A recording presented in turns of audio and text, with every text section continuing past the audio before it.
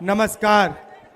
इतनी गर्मी में आप यहाँ आए और आपने हमारी बात सुनी, इसके लिए दिल से आपका धन्यवाद करना चाहता हूँ। ये यात्रा बिहार में शुरू हुई, इसको हमने नाम वोटर अधिकार यात्रा दिया। यहाँ पे शिवसेना के नेता बैठे हैं, महाराष्ट्र में एनसीपी, कांग्रेस पार्टी और शिवसेना से चुनाव चोरी किया गया था। ये 100% सच है। तकरीबन 1 करोड़ नए वोटर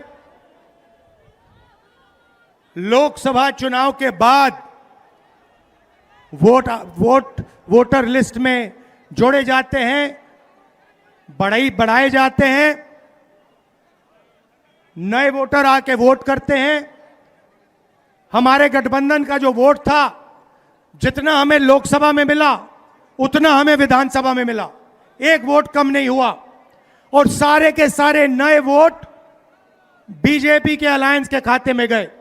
लोकसभा हम जीते, विधानसभा में हमारी पार्टियां तीनों के तीनों मजबूत पार्टियां साफ हो गई। क्यों? क्योंकि इलेक्शन कमीशन ने और बीजेपी ने मिलकर वोट चोरी की। उसके बाद हमने साफ दिखाया, महादेवापुरा में बेंगलोर सेंट्रल की सीट में हमने साफ दिखाया कि एक असेंबली में 1 लाख से ज्यादा फर्जी वोटर थे। बेंगलोर सेंट्रल में 7 विधानसभाएं हैं, 6 में हम जीतते हैं, कांग्रेस पार्टी जीतती है। जहां पे 1 लाख फर्जी वोट थे, वहां पे हम साफ हो जाते हैं और उसी असेंबली के कारण बीजेपी लोकसभा जीत जाती है। हमने ये प्रेस कॉन्फ्रेंस में दिखाया, डेटा के साथ दिखाया। इलेक्शन कमीशन हमें वोटर लिस्ट नहीं देती, वीडियोग्राफी नहीं देती। हमारे लोगों ने कागज की वोटर लिस्ट से फोटो मिलाकर, नाम मिलाकर, एड्रेस मिलाकर यह काम किया। 4 महीने लगे, 16-17 घंटे काम किया और हमने देश के सामने सबूत रखा। ब्लैक एंड व्हाइट में हमने सबूत रखा। बिहार के युवाओं को मैं कहना चाहता हूं, यह बिल्कुल सही बात है। देखिए, वोट चोरी का मतलब अधिकार की चोरी, वोट चोरी का मतलब आरक्षण की चोरी, वोट चोरी का मतलब रोजगार की चोरी, वोट चोरी का मतलब शिक्षा की चोरी, वोट चोरी का मतलब लोकतंत्र की चोरी, वोट चोरी का मतलब युवाओं के भविष्य की चोरी। ये सिर्फ वोट नहीं ले रहे हैं, ये आपकी जमीन, आपका राशन कार्ड, सब कुछ उठा ले जाएंगे, अदानी अंबानी को दे देंगे। भाइयों और बहनों, जिन शक्तियों ने महात्मा गांधी की हत्या की, वही शक्ति इस संविधान की, अंबेडकर जी की संविधान की, गांधी जी की संविधान की हत्या करने की कोशिश कर रहे हैं। हम इनको संविधान की हत्या नहीं करने देंगे, कुछ भी हो जाए नहीं करने देंगे। इसलिए हमने बिहार में यात्रा की और आपका क्या जबरदस्त रिस्पांस आया। बिहार का युवा